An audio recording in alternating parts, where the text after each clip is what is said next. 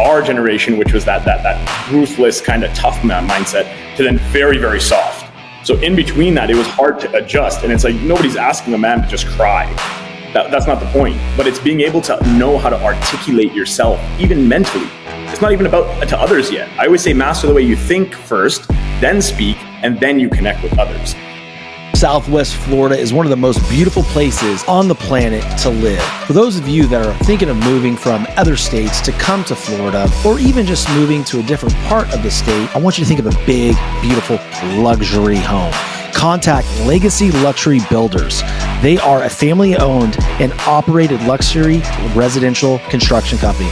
As a family-owned business, they believe in the power of building not just homes, but legacies. Contact Legacy Luxury Builders.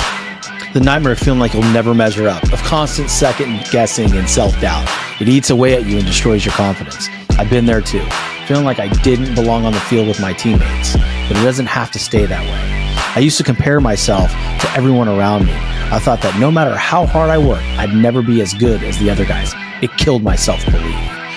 I now help athletes develop an elite mindset so comparison no longer controls them.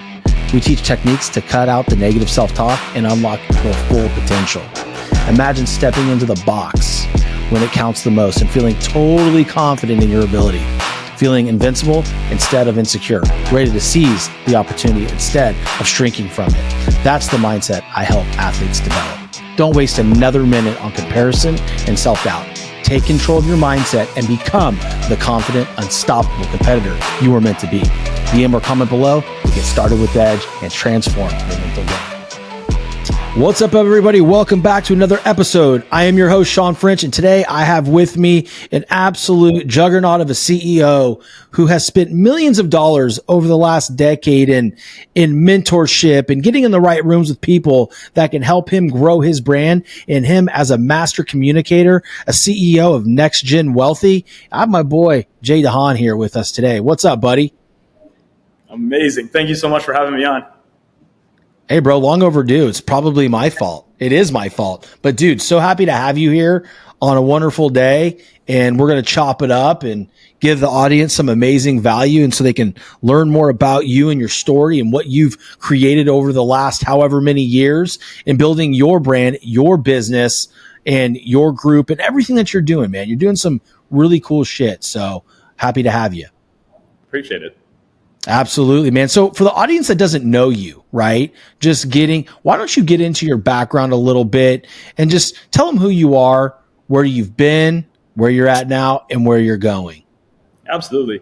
You know, being born in Canada in those freezing cold winters really gave me the insights of I don't like the cold. So that's why I now live in Tampa. So that's amazing to be in America and in Florida. But it all started with me, you know, as a young guy that thinking school really wasn't for me, you know, getting out of the high school system, thinking about college and university was kind of confusing. My dad had come in as a taxi driver, immigrated to Canada and upgraded to being a business owner, a small little Indian grocery store. So entrepreneurship was always an interest, a fascination for me, you know, being my own boss, setting my own hours. And very quickly in my early 20s, I was able to take knowledge by going to seminars. I'm a big advocate of personal development and learning from amazing coaches that gave me that empowerment to take on my dad's small residential real estate portfolio. I took over that real estate portfolio and I, you know, within the years that I had it, converted it into commercial, and we ended up becoming commercial retail developers. So I made most of my wealth through commercial real estate development. And funny enough, it was just through the communications and connections. And I'm sure we're going to dive into that a lot today. So from that point on, you know, making money in real estate, living that life, I made a lot of mistakes. Took all the millions that I was making and I started buying businesses, trying this, trying that, distracting myself until I got to a point where it's like, no, you got to keep it clear. So real estate has always been my engine, but my passion was a little bit different. My passion truly came out during COVID, during everyone going home and being restricted. And it came down to using our voice. How do we use our voice to go out there and actually influence and impact? How do we truly be able to go and connect with people in a society that's not letting us connect anymore? So I made it a quest of mine to build out my company, Next Gen Wealthy, to inspire and empower those to live a life by design, mastering the way that they can think, they can speak, they can connect. So a lot of my background comes from NLP, neuro-linguistic programming, and hypnotherapy that allows me to really know the psychological side, but then the practicality of going out, shaking hands, being at conferences, and connecting with gentlemen like you. Dude, That's awesome, man. There's some things in your story that I want to cover because I think there's some, at the very beginning, if we rewind back to you reevaluating if the university and school was really for you, and society will tell us, and it told me, I mean, we're relatively probably the same age, I'm in my 40s. I don't know where you're at, but you might be a little younger, but the reality is everybody tells us we have to go to high school, we have to get great grades, and then we have to go to university and get your degree. And although I think there's some value to that, especially if you're in athletics, et cetera, or you want to be a doctor or something like that, but there's a lot of people now that are disrupting that. And what are your thoughts now, man? Because people still want to focus on, if you don't go to college, you're not going to be successful. I don't really believe that. No, I don't believe that anymore either, because what we have to understand is the school system was designed specifically to, of course, make us into corporate machines. That's how it originally started in the Industrial Revolution. Now, bringing that into modern day time, we didn't really upgrade the system, which was a bad thing. But what did really school teach us if you think about the core fundamentals on a psychological basis? Consistency, discipline, showing up. When they started online education and people were online, you could lay in your bed and watch your program. That was different than the mindset of getting up, getting ready, going to school, being in front of your teacher. So that's a good pattern that I think that school had a good basis on. But the actual curriculum is where they have failed. They have not been able to update the curriculums for what this now generation needs to learn when it comes to confidence, when it comes to communication, when it comes to belief systems. And these kind of things now are taking on a more of a face value front in the independent generation we live in. I'm all about this. This is very interesting. And we're going to go down this rabbit hole here because I can tell you without a lack of any confidence, I went through high school, played Division I baseball at LSU, graduated. I'm not saying I was like valedictorian or any shit like that, because I was not. The only thing that got me through college and graduating was, baseball. Like I had to, or else I would be ineligible, right? I wouldn't be able to play. But you touched on something, man. You touched on something that is very valuable. And for those of you at home listening or in your car or getting your pump on in the gym, really dive in and think about what he said about it teaches you consistency, to stick with something, commitment, determination, whatever it is. But where it always falls short is the curriculum. And I can tell you without a shadow of a doubt, I did not know how to budget money. I didn't know shit about entrepreneurship. All I knew when I left school was how to be a just robot, a corporate robot. And hey, listen, the corporate America, it made me, right? I give a lot of credit to corporate America. I am out now. As of this month or last month, I was out, 100% gone, full-time entrepreneur. And I haven't been in a bad mood since. Okay, I want to really bring that to the forefront for those of you that are listening. Was it a gamble? Absolutely. But every day I'm going to bet on me 10 times over. And I don't give a shit what school, what major. They don't teach you how to bet on yourself. And I think that right there is a travesty. Absolutely. 100% agree with that. And even in when we're going through these years, who's talking about what we actually want? Everyone's telling you what you need, but who's actually asking you what you want? That's a big thing right there. In schools, we're just like, okay, you got to learn this. Oh, you got to go through these classes. But like you just mentioned, finance is big. I got financial advisors and people like friends that are financial advisors that gotten their degrees in finance, but they don't even know how to balance their own books. So it's awesome that you've gone ahead and done a 4-year degree in finance. It's great. But where is this actually applying to your own world? And how are you using that knowledge now to upscale yourself? That's why seminars, webinars, and coaches, this world of coaches that we live in now, the speakers and the influencers, this has become the norm now, because now it's being able to learn from somebody's individual experience. When we were in school, we were learning from somebody that drove a Toyota, that we were convincing us to be a doctor to then eventually buy a Lamborghini. But now in the world of this, and it's a little bit of a double standard here, is now we're actually looking for people that have accomplished the lifestyle that you want to live and then learning from them. The only caveat that I will say to that is that we're living also in a very fake generation, because now people are renting Lamborghinis, showing a lifestyle, saying that you can have this too, and you can't. It doesn't work like that. You have to put in hard work. You got to put in the reps, and you and I know that. Absolutely. And dude, it's so funny because you talk about education and we talk about learning from those like Ed Milet, Andy Frisella, the big dudes, right? They are what? They're entrepreneurs. They built this big brand off of social media and in their real life, and then took their experiences and brought it to the platform. Now what you're touching on when you're talking about, this is some real baller buster shit, right? That, people are renting Lamborghinis and, talking about they live in a $25 million mansion, but they don't own it, right? They're now, again, renting a $25 million mansion is still a hell of a nut every month to crack.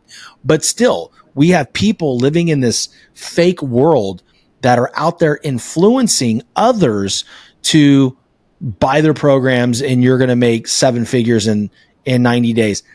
To the audience, I have to be honest with you. Like, if you believe that, then you deserve it. Like, you actually deserve the hard knock lesson from Hard Knock University that you will learn in purchasing a $15,000 course for 90 days and thinking you're going to be a millionaire. That is just, it's predatory, right? But at the same time, like, hey, if we're not street smart enough to know that this is a scam, well, like, hey, good luck. You're going to learn, right? Yeah. And in this industry now, there's big names, and not to put anybody on the spot, but when you see 10X culture, it's interesting because their culture it helped instill that and give that real power to the people. Grant was able to do that in such a way and be able to expand his business and charge $40,000 workshops. And then everyone thought, okay, I can do this too. I can start charging people that too. But what happened there? Trust value has gone down more than anything. That's why authenticity is the number one frequency in the world. Right? Trust is everything now because we can see it now. We're not stupid. Back in the day, we'd be like, okay, let's try it and we'll figure it out. Now it's like, there's no way I'm even doing that because I don't trust that. I have a gut feeling that there's something off. And that now is a different generation of now seeing, great, you can be a leader. Great, you can be an influencer. But where's the authenticity? Where is it where I see you on screen the same way that I see you in person?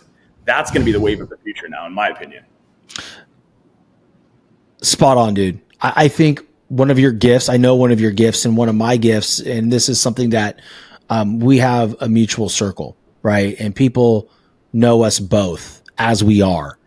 And the feedback I always get on you, the feedback I always get on me is like, I can call you, or I can see you in public, or I can, see you on Instagram or hop on a show with you, and it's the same energy.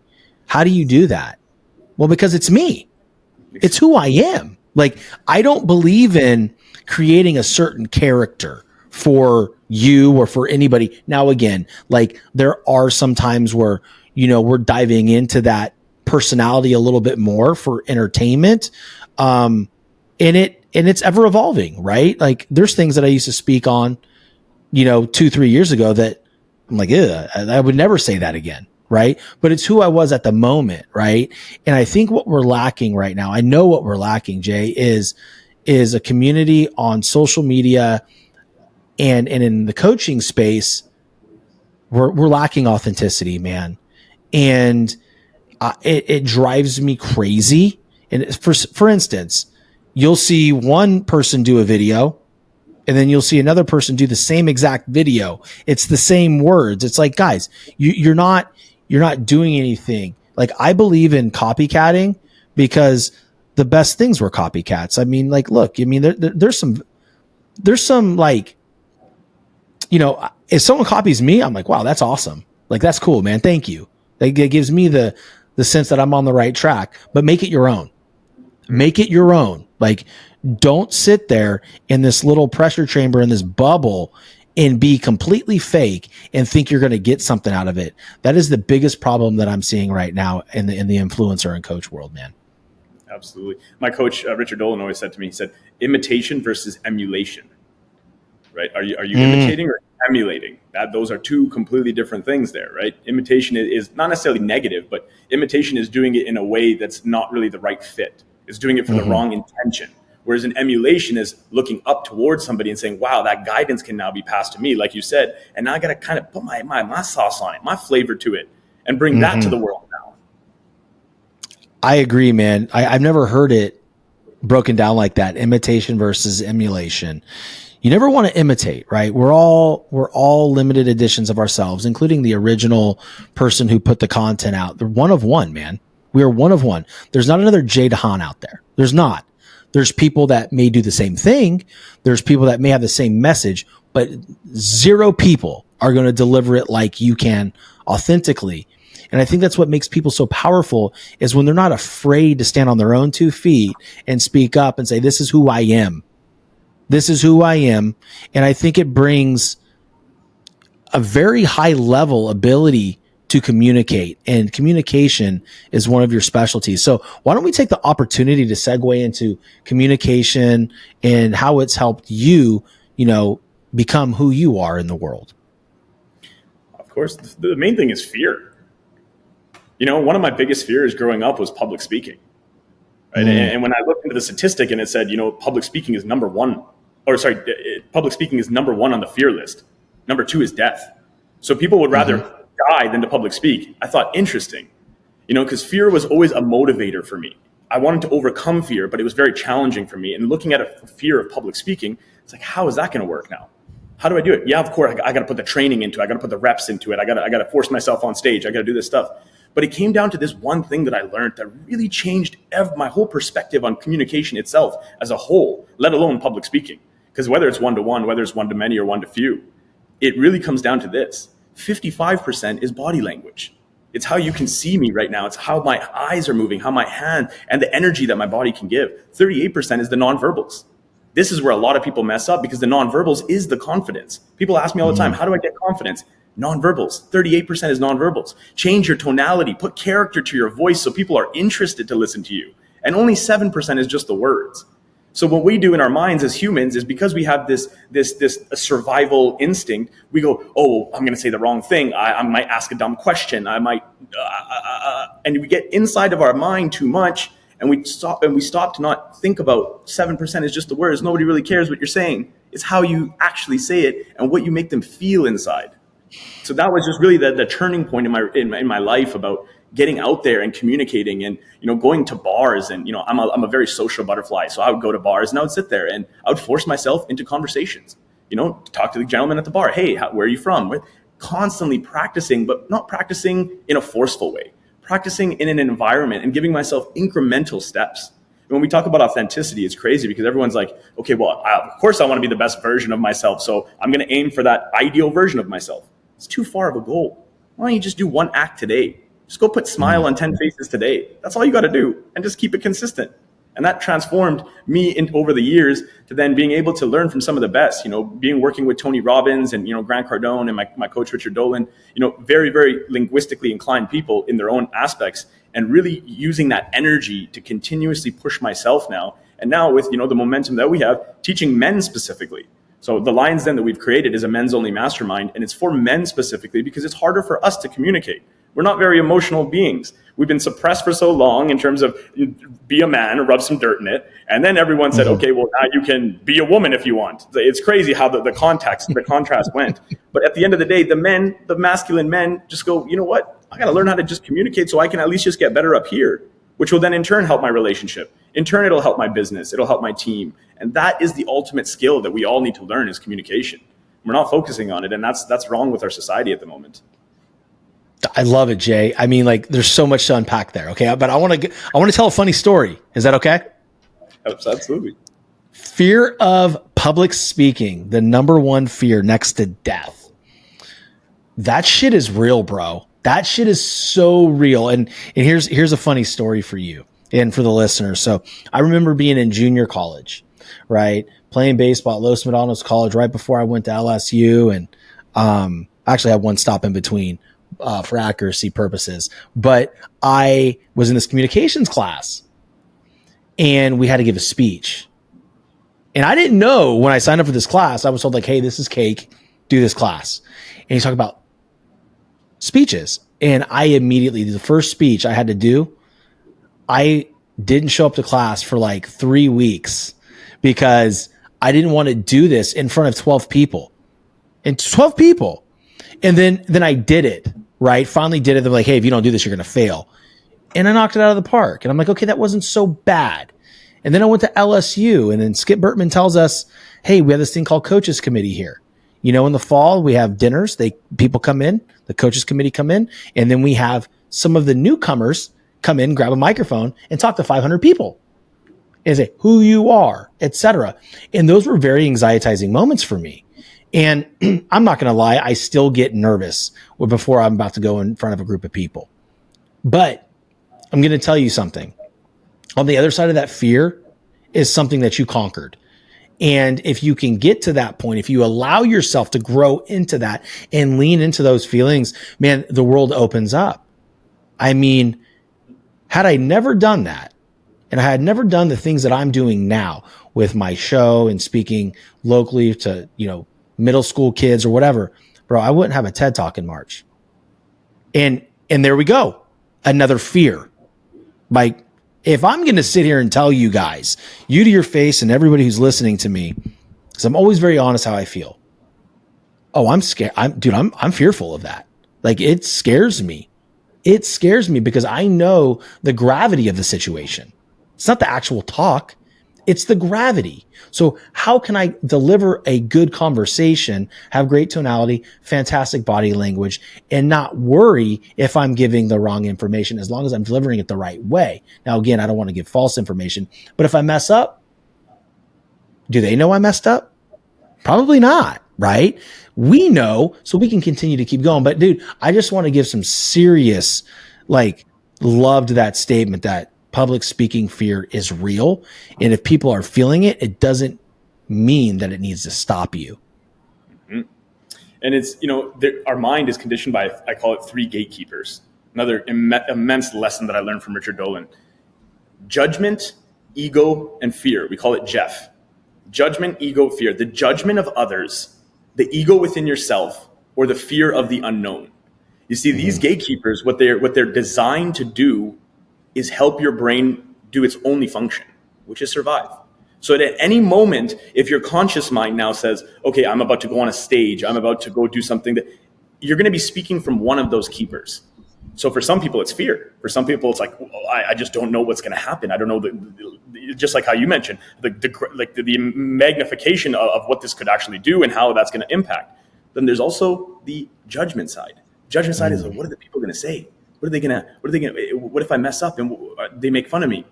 And then the ego is, man, I got this. I'll blow it out of the park. And then you end up slipping and falling on stage.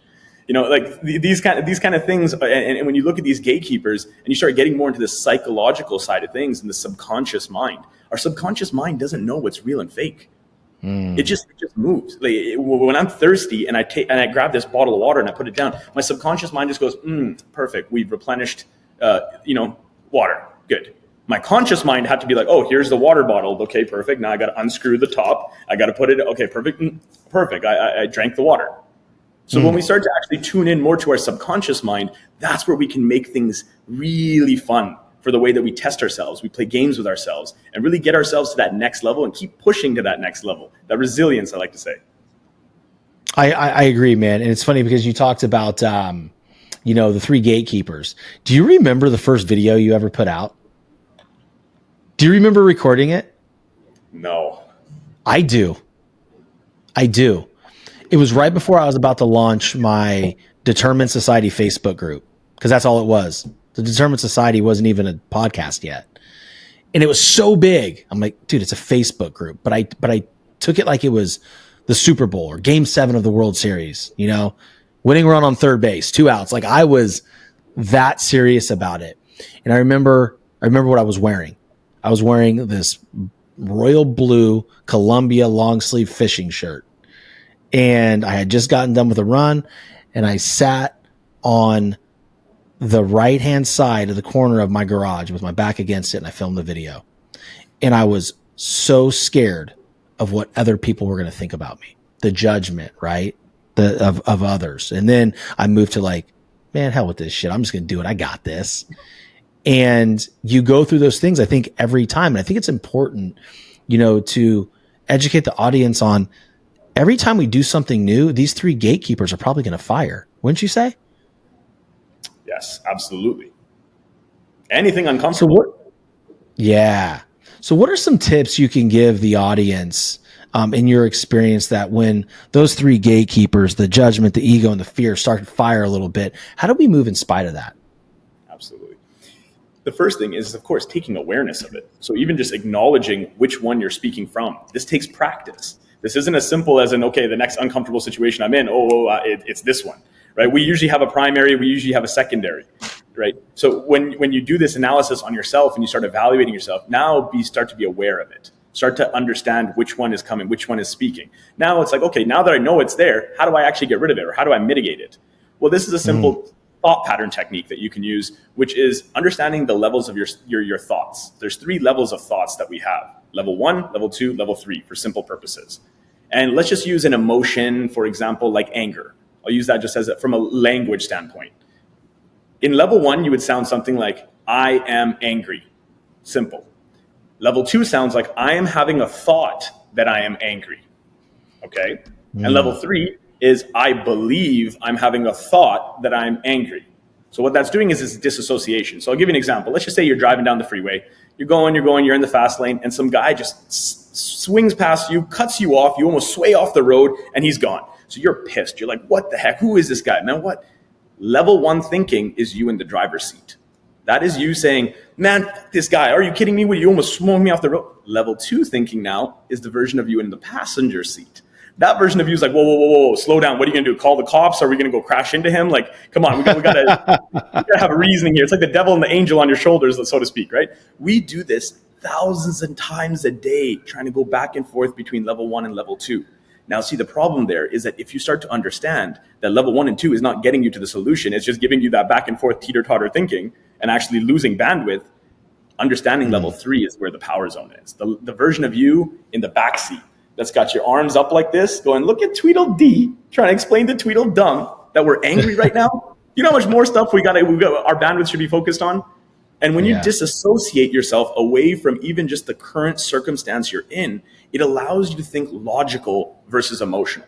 Because when we're inside the scene, of course, you're going to be emotional. You almost swayed off the road. It's your nice car. It's this. There's so many factors that can justify it to our conscious mind, saying that I'm angry, like I didn't do anything wrong. But then the other side is, well, come on, let's just chill.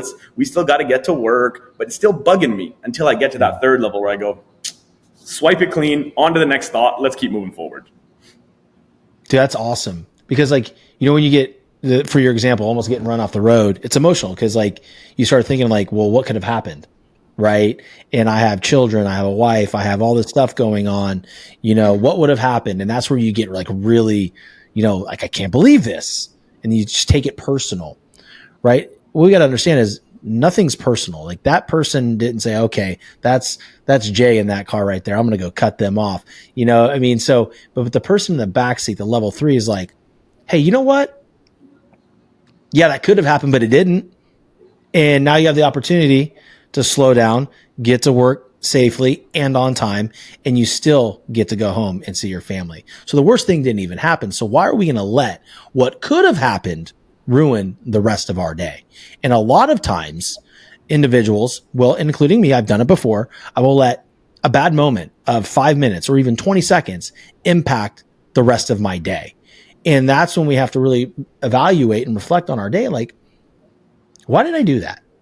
Why did I let something that didn't even happen create a bad day? I just took that 5-minute period and peanut buttered it all over my whole day. And now the whole day's ruined. Like that's something that I think about often, Jay. It's like, why? You're into NLP and, all these kinds of things. What are some of the reasons why people do that? In terms of people doing that, I'll say it's the RAS. It's the reticulating activating system inside your brain that's now saying, look, I dropped my keys this morning. I tripped over my thing. It's going to be a week from hell. The minute that I plant that seed inside my own head, guess what? It's going to be. You're asking for it. It's as simple as that. I don't want to go to the law of attraction and the power of positivity, but it really just comes down to you are manifesting what's out there. The way that you want to get into a situation and the way that you want to exit a situation is all up to you, especially when it comes to thoughts and emotions. Again, the problem is that we're set up to fail because we have a 6-to-1 ratio for emotions. We have 6 out of the common 7 emotions that humans feel. 6 are negative. 1 is positive. Joy is the only positive emotion we feel. Then we have sadness, we got anger, we got fear, we got contempt, surprise, and disgust. So we're on an uphill battle regardless every single day. So again, knowing this type of information now, though, changes up the game, because now I can be like, okay, is it judgment, ego, fear that I'm going out of? Which keeper is it? That's the one. Okay, perfect. Now, which level am I speaking from? Am I in level 1 thought, level 2 thought, level 3 thought? Okay, perfect. And then now at the end of it, it really comes down to, okay, so what is it that I actually want? Going back to that. What is my actual outcome of this? Because I have the power to do that. Why am I giving my power to other people or anything else? We do that every single day, and we unconsciously, because we think justifying consciously. We say, oh, no, but I just wanted to mitigate the situation. I didn't want to get into an argument with the person. Well, it's like, you don't want to get into an argument, then don't get into an argument. It's just that simple. Why are we overcomplicating it? Wow. I think all too often as human beings, we tend to, like you said, give power to external forces, to people outside of what we can control. And I tell this to all my clients, like, hey, write down all the things you can control in every aspect of your life. And then read that every morning when you wake up and only focus on those things. And look up in 90 days and see where you're at. I mean, really think about that, right? Because we're creating the standard. Now we're creating this process and trust with ourselves that no matter what happens externally, we're going to focus on this list. We're going to focus on the things that are going to make us better and get us to propel to the next level. And when we do that, time and time again, it becomes this great habit forming experience, right? And success is all about forming amazing habits, right? And then in 90 days, we look up and we have all this opportunity in front of us. And it's almost, there's so much there that it's overwhelming and it can be suffocating, right? And that's where I'm at right now. I put my head down and did all the things and worried about things that I can control. And now I have 1,000 different things going on. I'm like, holy moly, how am I going to pull this off? Like, thank God I have a team now to help me, because otherwise I'd just be completely overwhelmed. So this to me is interesting, right? And it's something, like you said, we battle it as human beings every single day, man, every single day.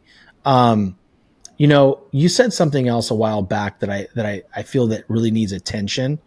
In the next, 15 minutes before we hop off. I can't believe it's already been a half hour with you, dude. Like, honestly, it is mind blowing how quickly great conversations go. And then it almost makes me think like, damn it, over the last 12 months, I could have been this much closer to this guy, because you find out when you have these recordings that how much you are alike and how much you actually do love that other person on the end of the other end of the screen. Absolutely. So I want to acknowledge you first and foremost. But secondly, man, the thing that you talked about that I know really needs attention, and it's a complete script changer for a lot of men that are over the age of probably 30 to 35. When I grew up, big boys don't cry. They don't talk about their emotions. They're not open with other men. And I really respect what you're doing with the Lion's Den, because I am one of the most emotional men you will ever meet. I am not afraid to cry in front of 1,000 men. And I think that I know the world needs more of that, because along those lines comes a lot of healing and understanding, right? And as we talked about, authenticity and communication. So I want you to dive in, man, and let's talk about your group, the Lion's Den, because I want those that are listening to be able to, those men to hop in if they need some help. Absolutely. And I appreciate the space for that. Lion's Den was something that I felt was a void in the market. We just talked about it, right? Our generation went from our generation, which was that ruthless kind of tough mindset, to then very, very soft. So in between that, it was hard to adjust. And it's like, nobody's asking a man to just cry. That's not the point. But it's being able to know how to articulate yourself, even mentally. It's not even about to others yet. I always say master the way you think first, then speak, and then you connect with others. So to break this down, the Lion's Den was built on 3 simple words: brotherhood, blessings, and breakthroughs. That's the core foundation. I just wanted a place where brothers could come together and we could just be in a safe spot. We could chill, we could talk, we can do our men thing. The blessings, whether you believe in God or you believe in yourself, being able to be grateful and understanding gratitude is the ultimate cure to any negative emotion. You can't simultaneously be angry while you're grateful. You can't simultaneously be sad while you're grateful. So you use gratitude and blessings to really, push past all of that. And then the breakthroughs. On the Lions Den call, maybe it's something that I will say, maybe it's another lion will say something, but looking for those breakthroughs and seeking those breakthroughs was the core foundation of what we did at Lions Den. And from there, of course, it's escalated to just, really improving communication style, being able to present one-to-one, one-to-many, being able to articulate and using our voice to go out there. And I like to, well, that's the Lions Den, right? So uncage your roar, like get your roar out there, because we all have that roar. And that's the most powerful thing is we all have that inner roar. Every man has that roar. But the problem is that maybe we don't know how to roar. I don't think so. It becomes that trusting yourself. Now, I broke down trust last week on the Lions Den call, and I'm going to do here as well with you, because it's very, very powerful to decode the word trust, and especially trust in ourselves. You mentioned it a little bit about where you're at right now, right? This is the same factor that us men get into, because it's trusting ourselves now. We can trust the system. We can trust the business we've built. We can trust other people. We can trust that. But trusting ourselves to that full capacity is how we level up as men. So when we break it down into these three components, when we look at trust, you look at these three words: dependability, reliability, and ability. Now, you may ask, what's the difference between them? Well, picture hiring a babysitter for your kids, right? If you want to trust your babysitter, those three words are going to come up: dependability, reliability, ability. So the difference between them is dependability. Let's start with ability. Ability is the skill set. Ability is this babysitter has the skills to be able to take care of my child. Okay, makes sense. The reliability now. The reliability is this babysitter is going to show up on time. I know that this person is going to show up on time and we're good. I don't have to worry about that. I know my dinner plans. She shows up. I'm good. Reliability is there. Dependability. Now, what would be the difference between reliability and dependability? Dependability is knowing that babysitter is going to care for my child the way that I would. Now, that's a different one. Now, when you get all three of these together and you have somebody that's dependable, you have somebody that's reliable, and you have somebody that's able now, that is the true definition of trust. What we do as men within our own subconscious and our own minds is we don't give ourselves enough value and credit for that. We say, yeah, of course I can trust myself, but do I have the ability? Yes, I'm running the business. I have the ability. Am I dependable? Dependable, absolutely, because I want the best for the business. Am I reliable? Ooh, maybe that's the one that I got to work on. Maybe I'm not staying so hard to my commitments. I was asked the other day, they're like, what is the definition of a real man? They asked me that. They're like, Jay, you're the lion and leasher. What's the definition of a real man? And the way that I said it was simple. A real man is someone that honors and stays committed to his word. That's it. That's it. Nothing more. You don't need to buy, you don't need to have the money, you don't have to have the cars, you don't have the clothes.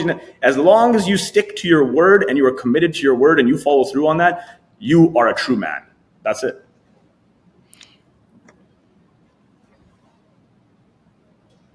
Dude, I love that, man. It's something that every time the babysitter example for parents is spot on, dude.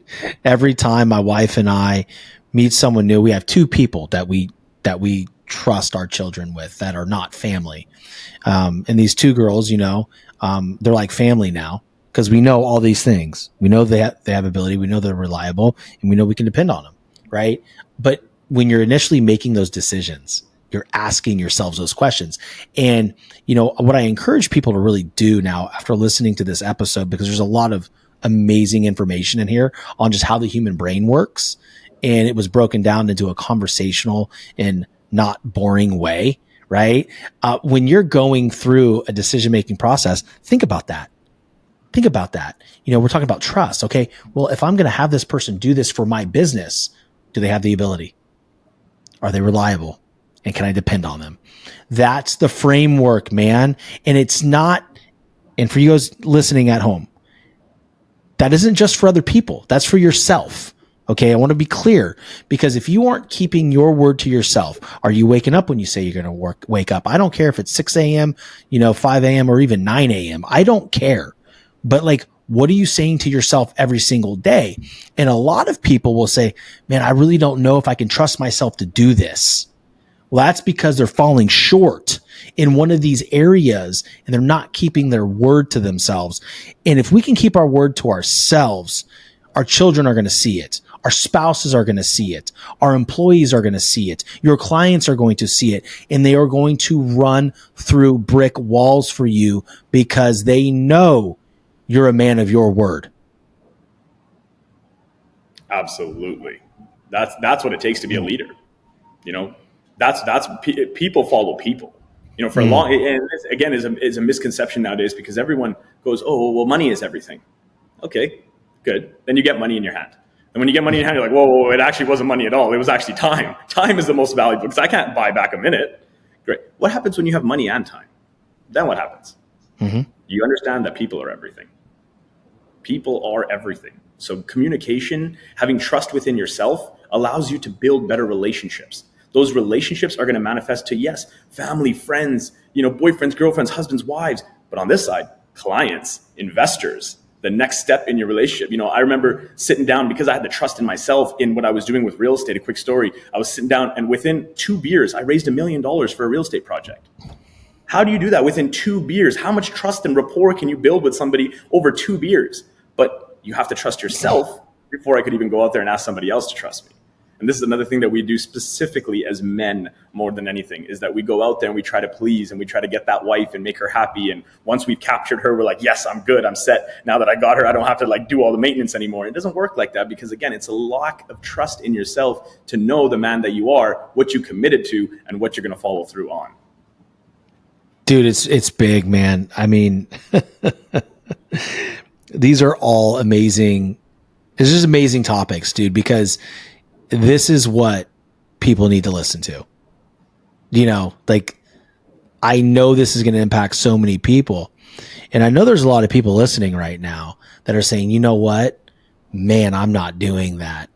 And you know what, this person that I know is not doing that. Well, if you know people that aren't doing that and you want to support each other and grow as men together as human beings, and you want to learn how to value people more, send them this episode.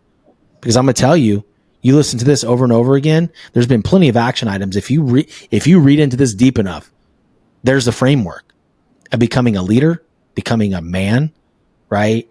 And a person that loves people.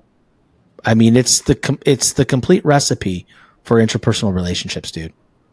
And here's the final get over it. Here's the final piece to this as well too, is you just mentioned, you know, some people are probably listening to this going, oh, you know, I don't do all of that, or I could do better. Okay, give yourself permission to feel that. This trumps everything. Give yourself permission to feel a negative emotion. Give yourself permission to fuck up. Give yourself permission first, and then it mitigates it at the end. Instead of, oh man, see, I shouldn't have trusted myself because now look, I got myself in more debt. It's like, just give yourself permission and say, okay, I'm going to give myself permission that if I get into 5K or 10K or 100K extra in debt, I've at least given myself permission to do so. But I don't want to do that. I want to avoid that. But because you've given yourself permission, you've allowed yourself to kind of breathe a little bit. So it's okay if you're not doing all these things, but you're right. The framework is there. You know, with online and resources and amazing podcasts like this is how we're getting more word out there. This is how we're getting more of our voices and our stories out there. So taking this framework is awesome. But applying it now and giving yourself permission for when you aren't hitting it fully is okay. Don't beat yourself up too much. When was the last time that us men actually just, you know, at the end of our hard day of work, because we work so hard, just go, man, I'm going to pat myself on the back. Like, I feel good. That was a good day. It's hard to do that. We're not really conditioned to do that. We're like, no, tomorrow's another day. Tomorrow's another day. Give yourself permission and you'll change your game.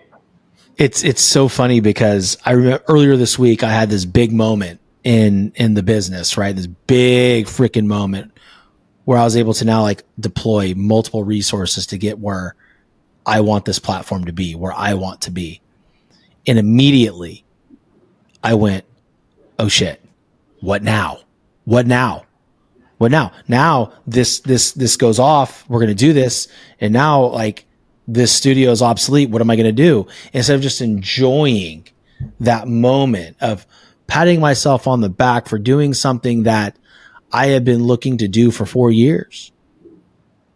It's a thing, guys. It's a sickness almost, right? It's like, okay, it's that drive. Okay, what next? Oh shit. And then we don't lean into the win enough. And then we also get lost in all the noise. And I quickly was able to rebound, right? Whereas back in the past, I couldn't. And it was just like, okay, I did that. Fantastic. Great job. Let's smile and let's leave all the BS for tomorrow. Like, let's leave all the what ifs. Let's leave everything, because you've already proven, Shawn, that when the what if actually comes, you have a solution, and that's trust. All right, guys, listen, you heard it. Reach out to my boy. His handles will be in the show notes along with this website. I encourage you to go check him out. Reach out to him, drop him a DM, and let him know where you heard him, where you found out about him. And if we can do anything for you, please, by all means, just ask. But more than anything, a favor for us from you is to share this show with anybody that you feel would benefit from it. And we would appreciate it. And thank you guys so much for taking the last 45 minutes to learn a little bit more about Jay and the amazing things he has going on. And go out there and dominate your day, guys. And I always say this, I've always wanted to wake up in a world or in a society that wakes up determined to chase their fucking dreams. So get out there today, be determined, and go get yours. Peace out. Southwest Florida is one of the most beautiful places on the planet to live. For those of you that are thinking of moving from other states to come to Florida, or even just moving to a different part of the state, I want you to think of a big, beautiful luxury home. Contact Legacy Luxury Builders. They are a family-owned and operated luxury residential construction company. As a family-owned business, they believe in the power of building not just homes, but legacies. Contact Legacy Luxury Builders. The nightmare of feeling like you'll never measure up, of constant second guessing and self-doubt. It eats away at you and destroys your confidence. I've been there too, feeling like I didn't belong on the field with my teammates, but it doesn't have to stay that way. I used to compare myself to everyone around me. I thought that no matter how hard I worked, I'd never be as good as the other guys. It killed my self-belief. I now help athletes develop an elite mindset so comparison no longer controls them. We teach techniques to cut out the negative self-talk and unlock their full potential. Imagine stepping into the box when it counts the most and feeling totally confident in your ability, feeling invincible instead of insecure, ready to seize the opportunity instead of shrinking from it. That's the mindset I help athletes develop. Don't waste another minute on comparison and self-doubt. Take control of your mindset and become the confident, unstoppable competitor you were meant to be. DM or comment below to get started with Edge and transform your mental game.